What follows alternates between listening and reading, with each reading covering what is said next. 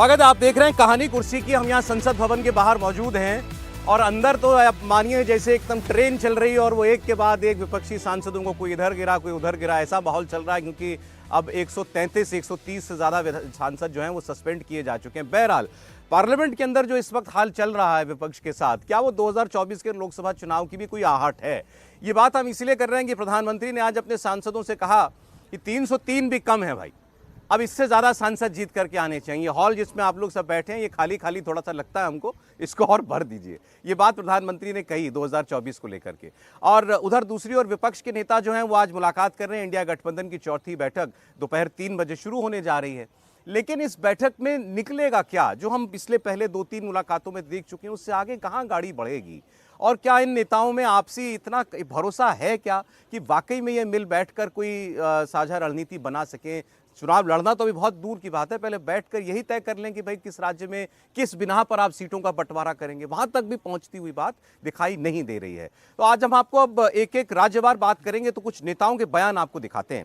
Break से पहले हमारे पैनल के अंदर ये डिस्कशन हुआ कि इस वक्त बहुत मुमकिन दिखाई देता है कि 303 के पार भाजपा 2024 में जाएगी। सबने अपनी अपनी वजह उसके लिए बताई है। बाकायदा राज्यों के साथ बात हुई, कहाँ बीजेपी का बढ़ने का स्कोप दिखाई देता है। चिंता कांग्रेस के लिए दिखाई दे रही है कि ये 50 से बढ़कर कांग्रेस पार्टी कहाँ जाने की कोशिश करेगी, बढ़ पाएगी या नहीं बढ़ पाएगी। और देश की सबसे बड़ी पुरानी पार्टी के लिए ये बात हम करें आज, तो वाकई में लगता है कि उस पार्टी की कितनी दुर्दशा हो गई, लेकिन ये आज का यथार्थ है, आज का सच है।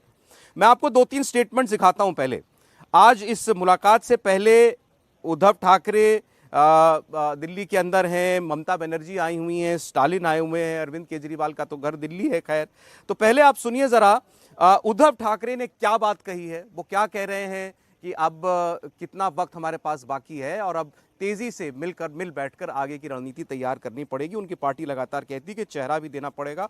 अखिलेश यादव क्या कह रहे हैं और ममता बनर्जी, तीनों की बातें आप सुनिए। आज की बैठक में सलाह मशवरा होगी, विचार विमर्श होगा। और जैसे मैंने कहा कि अब दिसंबर तो आधा चला गया, आने वाले साल में चुनाव तो होने जा रहे हैं अप्रैल और मई में। तो अब समय आया है कि सारे लोगों ने मिलकर जो बातें आज तक शायद बाकी रही हैं, जैसे कि मैंने कहा कि कोऑर्डिनेटर होता है, एक समन्वयक होता है, निमंत्रक कहते हैं। जरूरी नहीं कि वही चेहरा कल जाके नेतृत्व करेगा। जैसे जॉर्ज साहब थे, शरद यादव जी थे, वैसे कोई तो एक कोऑर्डिनेटर चाहिए।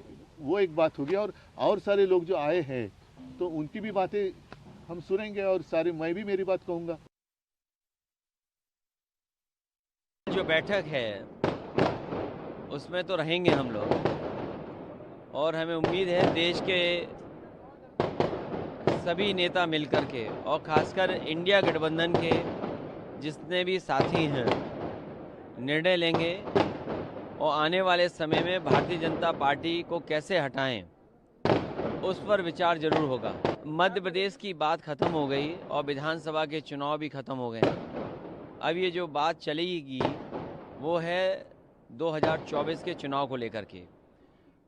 एनडीए हारे, इंडिया जीते, उसकी रणनीति में पीडीए कहीं न कहीं रहेगा। हमारी रणनीति पीडीए है, पीडीए ही एनडीए को हराएगा, पीडीए एनडीए को हरा करके इंडिया को जिताएगा। It is after election everybody will decide. I will not take any comments right now because there is a time, there is an opportunity to meet each other. So let us meet. 1-2 political parties may not agree, but majority of the political parties, if they are agreed for seat sharing 1-to-1, then automatically everybody will come together. It is not that easy. In principle, if you take a policy decision, then everything will run smoothly. It is my idea. Ma'am, do you think it's too late now? You should have. No, it is not late. Because TMC, you yourself in the Mumbai meeting had said that this should be done by October 15th. Better late than never. We are ready. We are ready to fight inch and inch, every inch. Only our policy should be clear. तो आपने तीनों नेताओं की बात सुनी। अब उद्धव ठाकरे क्या कह रहे हैं? उद्धव ठाकरे कह रहे हैं 3 महीने चुनाव में रह गए हैं, पहले कोई एक कोऑर्डिनेटर तो तय कर लीजिए। अब गठबंधन बने महीनों हो गए, अभी इस बात पर बहस चल रही है कि कौन कोऑर्डिनेटर बनेगा। और कोऑर्डिनेटर ही आगे हमारा नेता होगा या नहीं होगा वो भी उनको एक्सप्लेन करना पड़ रहा है कि कोऑर्डिनेटर जो है समन्वय बनाने के लिए चाहिए एक सभी पार्टियों के बीच में। ज़रूरी नहीं कि वो हमारा नेता हो, अगर हम जीत गए तो वो प्रधानमंत्री बन जाएगा। तो अभी तो बात ये हो रही है कि भाई कोई एक कॉमन कड़ी हमारे बीच में कोई तो हो सकता है, चलिए उस पर आज ये फैसला हो जाए। अखिलेश यादव क्या कह रहे हैं, पीडीए से हराएंगे हम, वो अपना उनका एक नया ही नैरेटिव चल रहा है, एक नया नारा लेकर के चले हुए हैं। वो पीडीए, पिछड़ा दलित अल्पसंख्यक लेकर के चले हुए हैं। वो इंडिया अलायंस का कोई और नेता पीडीए की बात नहीं करता, अखिलेश यादव बात करते हैं। तो जितने नेता उतनी बातें, उतनी नई सोच, उसका उतना गणित, ये आपको इस गठबंधन का हाल जो है इस वक्त दिखाई दे रहा है। तो पहले ये कोऑर्डिनेटर वाली बात ही हम कर लें, उसके बाद फिर सीटों की हम लोग बात करेंगे। बड़ी चर्चा, मल्लिकार्जुन खड़गे कोऑर्डिनेटर बना दिए जाएंगे साहब इस बार, ऐसा बहुत से लोगों का मानना है कि सर्वमान्य नेता हैं, सबसे अनुभवी उम्रदराज नेता हैं, बन जाएगा कोऑर्डिनेटर। क्या करेगा? देखिए, कोशिश तो यही होगी कि जहाँ तक मुझे समझ आता है, उसमें दिक्कतें भी मैं आपको बता दूंगा। मुझे जहाँ तक समझ आता है, कोशिश ये होगी कि जिस राज्य में जो पार्टी स्ट्रांग है वो मैक्सिमम सीटें लेगी, और जहाँ पे कुछ सीटें अगर ऐसी हुई जहाँ पे किसी और दल, जैसे अगर पश्चिम बंगाल में कहीं कांग्रेस बची हुई हो, वो स्ट्रांग हो, तो वहाँ पे उनको लड़ा दिया जाए। पर मुझे लगता है कि क्या ममता बनर्जी अपना जो पूरा उन्होंने खड़ा किया है, पूरा जो उन्होंने पार्टी खड़ी की है, वो किसी तरह से भी कोई कंसेशन कांग्रेस को देगी क्या? और क्या ये दल ये मानेंगे? जैसे चलिए अखिलेश जी की बात करते हैं। अखिलेश जो हैं, उन्होंने विधानसभा चुनावों में अपनी सीटें लगभग पिछले विधानसभा में दुगनी कर ली। अब ऐसे में उनको ये नहीं लगेगा कि देखिए मेरे लिए ज़्यादा चांस है, मैं आगे करूँगा, तो वो कांग्रेस को जो एक आध सीट, 5-6 सीटें देंगे भी अब उनके पिछले रिकॉर्ड के हिसाब से, क्या कांग्रेस उस पर मान जाएगी? क्या कांग्रेस सेटिस्फाई रहेगी? 5-6 पर आ गए तो क्या सेटिस्फेक्शन रहेगा उनका? पहले तो फॉर्मूला क्या होगा इसका क्या फॉर्मूला होगा? इसका सिंपल होगा। मुझे लगता है इसका सिंपल फॉर्मूला होगा कि जहाँ पर जो ताकतवर है वहाँ पर सीटें लड़े। उससे ज़्यादा मुझे नहीं लगता कि कोई भी किसी को कंसेशन इसमें देने के लिए तैयार था। मुझे लग रहा है कि इस तरह के संभव इनके लिए होगा नहीं। जो जहाँ ताकतवर होगा वहाँ से लड़ेगा। डिसाइड कौन करेगा कि कौन किस राज्य में ताकतवर है? कांग्रेस कहेगी हम भी ताकतवर है बिहार के अंदर, हम भी ताकतवर है पश्चिम बंगाल के अंदर, हम भी ताकतवर है झारखंड के अंदर। अब मैं झारखंड का आपको एक उदाहरण दे देता हूँ। झारखंड जैसा छोटा राज्य जहाँ से 14 सीटें आती है, 2019 में वहाँ पर कांग्रेस 9 सीटों पर लड़ी थी और झारखंड मुक्ति मोर्चा 5 सीटों पर लड़ी थी। कांग्रेस को जो 9 सीटें मिली थी, उसमें से 2 सीटें बाबूलाल मरांडी जो भाजपा से अलग होकर पार्टी बनाई थी, उनको 2 सीटें इन्होंने गठबंधन में दी थी। अब नीतीश कुमार का कहना है कि बाबूलाल मरांडी तो भाजपा में चले गए, उनकी जो 2 सीटें पिछली बार दी थी वो 2 सीटें मुझे चाहिए, जेडीयू को चाहिए। लालू प्रसाद कह रहे हैं कि झारखंड में, अब हम बिहार में सरकार में, तो मुझे 4 सीटें चाहिए। कांग्रेस कह रही है कि हम 9 लड़े थे, हम 9 पे लड़ेंगे। झारखंड मुक्ति मोर्चा कह रही है कि हमारा मुख्यमंत्री सत्ता में हमें, तो हम 9 सीटों पे लड़ेंगे। तो 14 सीटों पर जब इतना गठबंधन नहीं हो रहा है, अब महाराष्ट्र में उद्धव ठाकरे का आप देख लीजिए, अभी बयान आया है महाराष्ट्र के अंदर, उद्धव ठाकरे और कांग्रेस से मान के चल रहे हैं कि शरद पवार तो एनडीए में चले गए। इन्होंने शरद पवार को छोड़कर 48 सीटें कांग्रेस ने और शरद पवार ने, उद्धव ठाकरे ने आपस में बांट ली है। शरद पवार को शामिल ही नहीं किया है, क्योंकि इनका ये मानना है कि शरद पवार पर भरोसा नहीं किया जा सकता, वो कभी भी एनडीए में जा सकते हैं। उनका भतीजा चला गया है, चाचा भी चुनाव के बाद एनडीए में चले जाएंगे, तो हम क्या करेंगे? तो हम ऐसा करते हैं कि शरद पवार को सीटें ही नहीं देते हैं, आपस में सीटें बांट लेते हैं। तो मुझे लग रहा है बंदर बांट चल रही है, बंदर बांट चल रही है। आपस के अंदर भी इनकी जिस राज्यों में मिलकर लड़ने की संभावना है, वहाँ के स्थानीय नेता भी स्थानीय क्षेत्रीय पार्टियों के साथ किसी तरह का सामंजस्य इनका बीच बन नहीं पा रहा है। ऐसे में ये कैसे किसी को संयोजक बनाएंगे? अगर आप संयोजक बना भी दोगे, सपोज नीतीश कुमार को बना दिया, तो क्या नीतीश कुमार की बात अखिलेश उत्तर प्रदेश में मानेंगे? क्या अरविंद केजरीवाल पंजाब और दिल्ली के लिए मानेंगे? क्या अगर आपने ममता बनर्जी को बना दिया, तो क्या नीतीश कुमार मानेंगे? अरविंद केजरीवाल उसकी बात मानेंगे? स्टालिन मानेंगे? सब अपने आप को एक से बढ़कर एक नेता मानते हैं, सब अपने अरविंद केजरीवाल अपने गठबंधन के अंदर एक छोटा अपना अलग गठबंधन बनाने के चक्कर में चले हुए हैं। वो ममता बनर्जी और स्टालिन, उद्धव ठाकरे, इनसे अलग से मुलाकात करते हैं हमेशा। आज की एक और इम्पोर्टेंट खबर है, अब वो देखते हैं सही बात सही होती है कि नहीं, कि उद्धव ठाकरे ने कहा है कि पहले मैं राहुल गांधी से मुलाकात करूंगा। तो वो गठबंधन की बैठक से पहले राहुल गांधी से अलग से मुलाकात करना चाहते हैं। जाने उनको कौन सी बात इंपॉर्टेंट लगती है जो राहुल गांधी से ही वो केवल करना चाहते हैं। सीटों के बंटवारे का फॉर्मूला रागी साहब कैसे ये लोग पार्टियां मिलकर निकालेंगी? अब पंजाब और दिल्ली के अंदर कांग्रेस बड़ी कि अरविंद केजरीवाल, कैसे तय होगा? देखिए, एक छोटी सी पहले टिप्पणी कर दूं कि जो पिछली बार कांग्रेस को जो सीटें आई थी, उसमें 23 सीटें जो थी वो केरला और पंजाब को मिला करके थी। ये 2 राज्यों का कंट्रीब्यूशन था। यदि इन 2 राज्यों में आज के दिन में पंजाब में कांग्रेस पार्टी को 2 सीट भी मिल जाए तो बहुत बड़ी बात होगी। और पंजाब कांग्रेस ने कहा है कि वो अरविंद केजरीवाल के साथ मिलकर के तैयार नहीं चुनाव लड़ेंगे। दूसरी बात, उसके कारण भी हैं, जितनी भी क्षेत्रीय पार्टियां खड़ी हुई हैं वो कांग्रेस की कीमत पर खड़ी हुई हैं। वो क्यों ज़मीन देना चाहेंगी कांग्रेस पार्टी को? कांग्रेस पार्टी को ये तय करना है कि आने वाले भविष्य के लिए वो लड़े या 2024 में भारतीय जनता पार्टी को हराने के लिए लड़े। मुझे लगता है कि कांग्रेस को यदि बड़ी राजनीति करनी है, यदि अपने आप को वाकई खड़ा करना है, तो 2029 के लिए करे और राजनीति अपनी ही शर्तों पर होनी चाहिए, न कि अन्य पार्टियों पर। जहां तक गठबंधन भी, तो अलायंस का कोई मतलब नहीं। देखिए, मैं फिर वही बात कर रहा हूं कि ये कांग्रेस को तय करना है, कि कांग्रेस को ये तय करना है कि कांग्रेस पार्टी जो आज दुर्दशा की स्थिति में खड़ी है, उसकी दशा वाली स्थिति भी लौट करके आएगी या नहीं आएगी। यही भारतीय जनता पार्टी को हराने के चक्कर में कांग्रेस पार्टी अपनी जमीनें देती गई क्षेत्रीय पार्टियों को, और नतीजा ये हुआ कि वो वहाँ से हाशिए पर चली गई। कांग्रेस पार्टी जहाँ भी तीसरे नंबर पर खिसकी है, क्षेत्रीय पार्टियों ने जहाँ उसको खिसकाया है, अकेला एक पहला ऐसा एक चुनाव है जहाँ पर वो कांग्रेस जीत करके क्षेत्रीय पार्टी को हरा करके आई है। वरना तेलंगाना की मैं बात कर रहा हूँ, नहीं तो जहाँ भी क्षेत्रीय पार्टी ने कांग्रेस पार्टी को हराया है, कांग्रेस पार्टी दोबारा कभी वहां पर सत्ता में आ नहीं पाई। मतलब वो अखिलेश के दबाव में ना आए, ममता के दबाव में ना आए। अब देखिए, जैसे मैं बिहार के नेताओं से बात कर रहा था, बिहार के नेता कह रहे थे कि कांग्रेस पार्टी के नेता, एक बड़े पहले भूतपूर्व अध्यक्ष थे, उन्होंने कहा आज के दिन में, पहले तो हम लोग सोच रहे थे कि 7-8 कम से कम सीटें, 6 सीटें तो हम लोगों को कांग्रेस पार्टी को मिलेगी, लेकिन ये 3 राज्यों के चुनाव हारने के बाद लालू जो है, लालू तो निचोड़ता है। वो बोले कि हमको 3 सीटें भी देंगे या नहीं देंगे इसका हमें कोई भरोसा नहीं है। सोचिए, कांग्रेस पार्टी के एक भूतपूर्व अध्यक्ष का, ये बहुत पुरानी बात नहीं है, 5 दिन 7 दिन पहले की बात है, दिल्ली में हमारी मीटिंग हुई थी, उसमें उन्होंने इसका जिक्र किया। मेरे कहने का मतलब है, आपको क्या लगता है कि बंगाल में जो है वो तीनों सारी पार्टियां एक साथ लड़ेंगी? सीपीएम की सारी राजनीति ध्वस्त हो जाएगी यदि टीएमसी के साथ है। टीएमसी की सारी राजनीति ध्वस्त हो जाएगी। वो कह रही है टीएमसी कि कांग्रेस पार्टी जो है हमारे साथ आए, सीपीएम से बाहर निकल कर सीपीएम को छोड़े।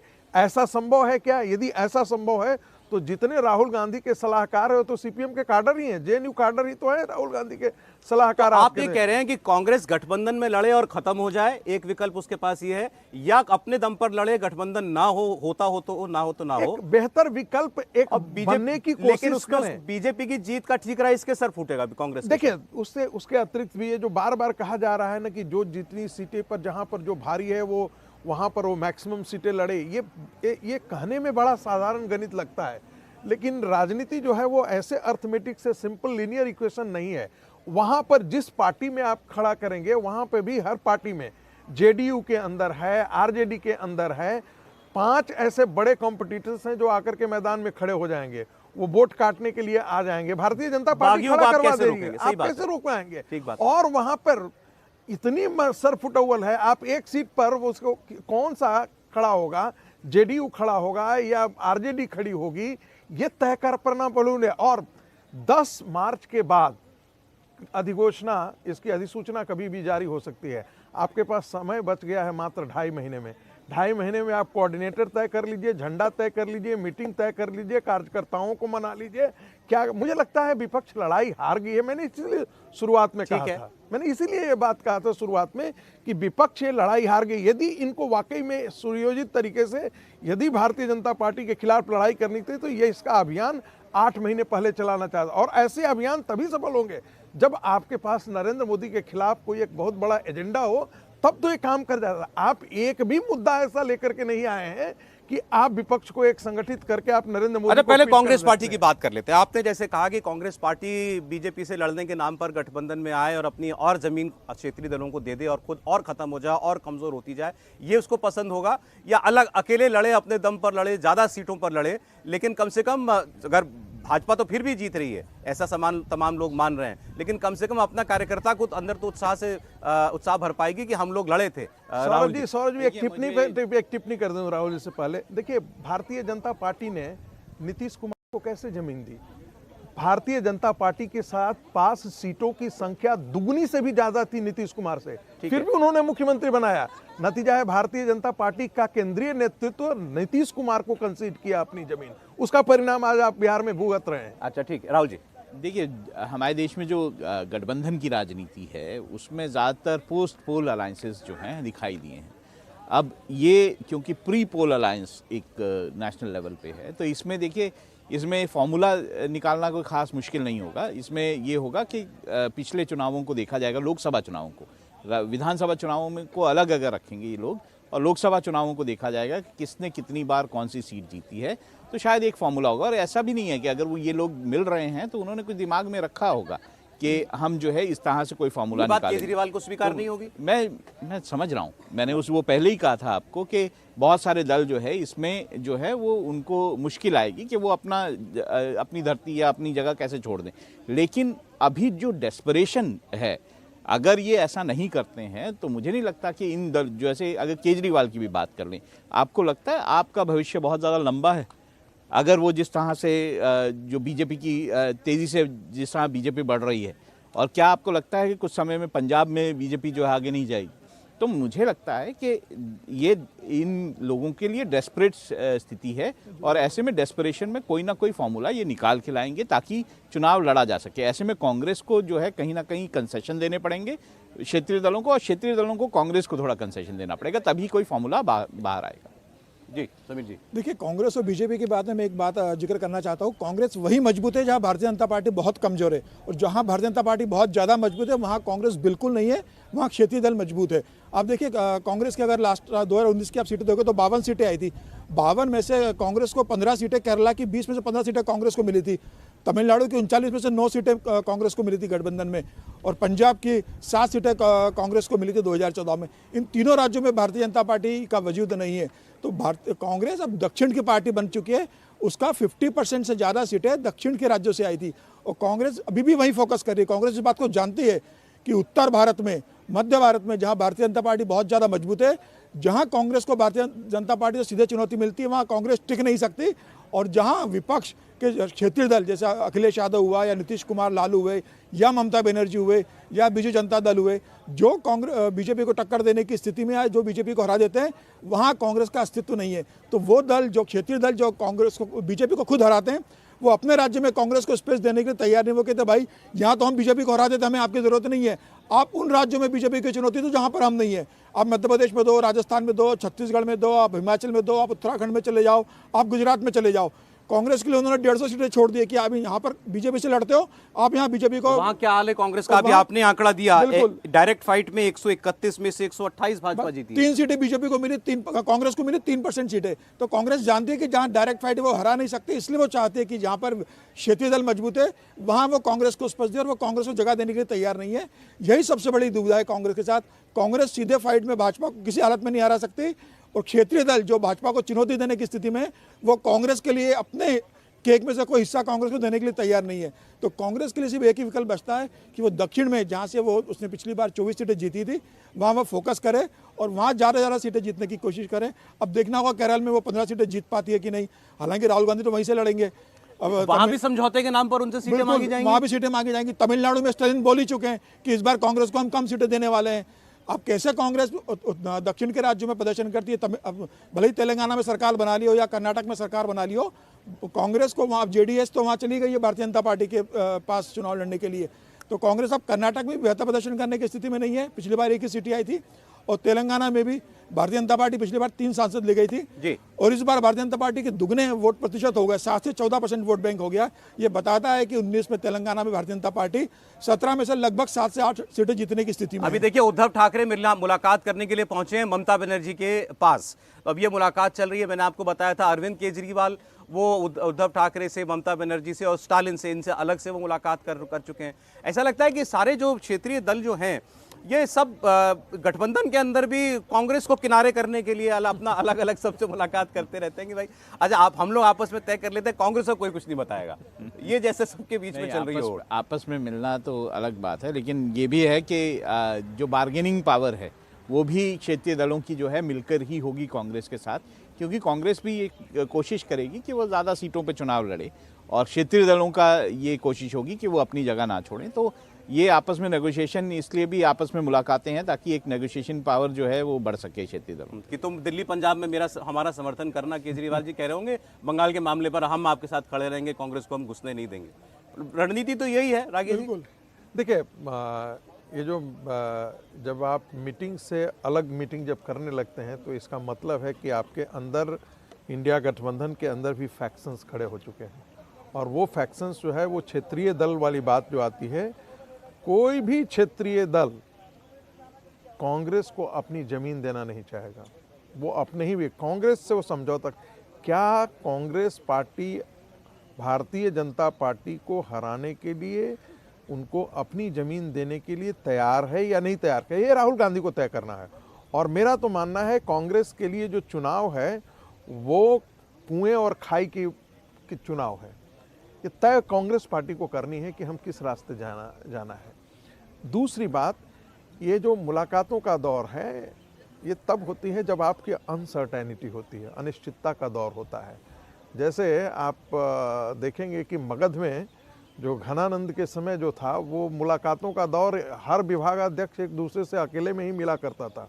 तो जितने क्षेत्रीय छत्रप हैं वो एक दूसरे से अकेले में ही मिल रहे हैं, साथ होकर के। जब आपको बात है कि खुले तौर पे, जब खुले मन से आप बात नहीं करते हैं, खुले मन से आप मीटिंग में नहीं जाते हैं, तो इसका मतलब है कि कहीं आपस के बीच में गोलबंदी चल रही है। और ये गोलबंदी इस बात का प्रमाण है कि इंडिया गठबंधन चाहे जितनी मीटिंग कर ले, इसका कोई परिणाम सुखद आने वाला नहीं है इनके लिए। ऐसा मेरा मानना है, ऐसा मेरा विश्लेषण है। और तो 3 राज्यों की में कांग्रेस की हार से आपको लगता है कि ये सभी क्षेत्रीय दल खुशी में होंगे? नहीं, क्षेत्रीय दलों के बाँछें खिल गई हैं। क्षेत्रीय, आपको कहा कि अखिलेश यादव में तो कांग्रेस की मैं बात कर रहा हूँ, कांग्रेस का खुद का एक कन्फेशन है उनके बड़े नेताओं का कि बिहार में लालू अब हमको निचोड़ करके छोड़ देगा। हमको तो लगता था कि इससे हम लोगों को अच्छी ज़मीन मिलेगी। नीतीश भी हमारे साथ हैं, नीतीश राहुल गांधी को काफ़ी ये देते हैं, तवज्जो देते हैं, तो हम लोगों को लेकिन क्या आपको लगता है कि उत्तर प्रदेश में जिसकी दहाई आंकड़ा से भी नीचे परसेंटेज में वोट है, 2.5% के आसपास वोट है कांग्रेस पार्टी के, उसको अखिलेश जमीन देंगे? क्या आपको लगता है कांग्रेस यदि बिहार में चुनाव लड़ रही तो वो जेडीयू और उसकी दया कृपा पर लड़ रही है? बूथ पर खड़ा करने के लिए उसके पास आदमी नहीं है, कैसे वो चुनाव लड़ेंगे? और क्या ये इतने बड़े राज्यों को सैक्रिफाइस करने के बाद कांग्रेस कोई राष्ट्रीय राजनीति में उसका कोई वजूद रह जाएगा क्या? यदि मान लेते हैं कि पोस्ट पोल अलायंस भी होता है तो कांग्रेस क्या उस अलायंस का नेतृत्व करने की क्षमता रख पाएगी क्या? कहीं ऐसा ना हो कि कोई एक बड़ा सा क्षेत्रीय दल जो है वो कांग्रेस से ज्यादा सीटें लेकर के आ जाए, तब ऐसी स्थिति में क्या होगी? मैंने कहा कि उन्होंने जैसे इशारा किया था, केरला और पंजाब 23 सीटें लेकर के आए थे, 52 सीटों में से 23 सीटें आप माइनस कर दें तो कांग्रेस कहां पर है? कांग्रेस कहां पर भारतीय जनता पार्टी से खींच करके सीटें ले जाएगी? पंजाब उसके हाथ से चला गया। लेफ्ट जो है आज के दिन में अपने आप को पहले से बेहतर कंसोलिडेट कर लिया है केरला के अंदर। कम से कम उनको लगता है कि अब हमको बंगाल में हमारी जमीन नहीं मिलने जा रही है, हमको त्रिपुरा में हमको जमीन नहीं मिलने जा रही है, इसलिए कम से कम हमारा एक तो कम से कम ये केरला है, हम इसको बचा करके इस गढ़ को रख लें। और इसका बहुत बड़ा प्रमाण है कि जो इंडियन यूनियन मुस्लिम लीग है वो उसके साथ समझौता करने के लिए तैयार हो गई है।